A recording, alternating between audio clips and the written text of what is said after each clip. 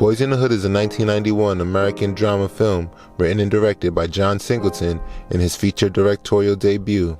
Trey, played by Cuba Gooding Jr., is sent to live with his father, Furious Styles, who is played by Lawrence Fishburne. In a tough South Central Los Angeles, his father instills proper values and respect in him. His devout girlfriend, Brandy, played by Nia Long, teaches him about faith. Trey's friends, Doughboy, played by Ice Cube, and Ricky, played by Morris Chestnut, don't have the same kind of support and are drawn into the neighborhood's booming drug and gang culture.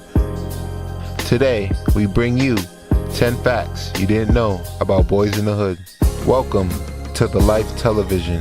Tell them, KK. Don't forget to like and subscribe. Number 10. John Singleton almost lost the movie. This is the movie I was born to make, says John Singleton.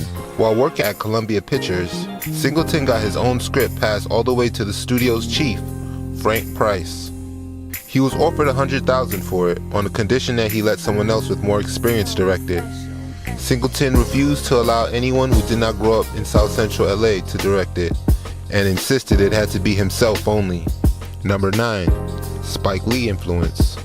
John Singleton was highly influenced by Spike Lee when making Boyz n the Hood. At this time in the early 90s, Spike Lee made a great impact on black filmmakers during the 80s with such films as Do the Right Thing, She's Gotta Have It. Spike Lee pioneered using black talent behind the camera just as much as he used it in front of the camera. John Singleton was greatly inspired by this and used the same model in producing his film. Number 8. Director's first picks. Director John Singleton knew that he wanted Ice Cube for the role of Doughboy. John approached Ice Cube at a rap concert and told him about the role, but Ice Cube did not take him serious. Cube did not take John serious until he got a call to audition for the role, and ended up doing really bad on his first audition and ended up almost losing the role. John sat down with Cube and told him the importance of this role. Cube ended up doing great on his next audition and landing this as his first acting role. Another first casting choice was Lawrence Fishburne. Lawrence was a well-seasoned actor at the time, coming off of iconic roles such as Apocalypse Now. Although Lawrence had trouble with roles growing into an adult actor in Hollywood, John initially met Lawrence while working as a PA on Pee-wee's Playhouse. When Lawrence accepted the role, he chose actress Tyra Farrell as Miss Baker and Angela Bassett as Reva Styles. Number 6.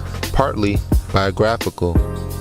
Boyz n the Hood was based on a lot of John Singleton's life experiences. Furious was even based on John's dad, and Reva was based on John's mom. The storyline of Trey leaving his mother's home to go live with his father is actually based on John's real life experience. The scene where the intruder enters the home while the father and son are asleep is actually based on a real life experience. Also, the themes of staying out of trouble, having a father's guidance, and going to college is also themes from John's life. Number 5. Gang drama on set. The sense of danger from the South Central filming locations was real. Nia Long's dialogue had to be re-recorded in the studio because of the ambient noise of real-life helicopters and gunshots. A Blood spokesman who called himself Bone warned the producers that if they filmed the climatic scene of Doughboy killing 2 Bloods on a blood turf, he couldn't guarantee that some angry Bloods wouldn't retaliate. Singleton decided to shoot the scene elsewhere. Number 4. NWA diss. At the time of filming Boyz n the Hood, Ice Cube had just separated from his former rap group, NWA. Ice Cube and NWA were beefing at the time. If you pay attention to the scene where Doughboy and his friends beat up a crackhead, you can see that the crackhead is actually wearing an NWA t-shirt, which was a diss to the group. Number 3. Cannes Film Festival. The movie debuted at the Cannes Film Festival and was met with a standing ovation.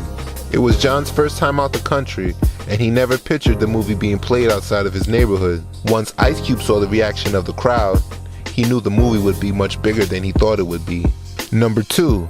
Black empowerment themes. When John Singleton wrote Boyz n the Hood, he incorporated a lot of black empowerment themes, such as lessons on family, fatherhood, brotherhood, unity, and community.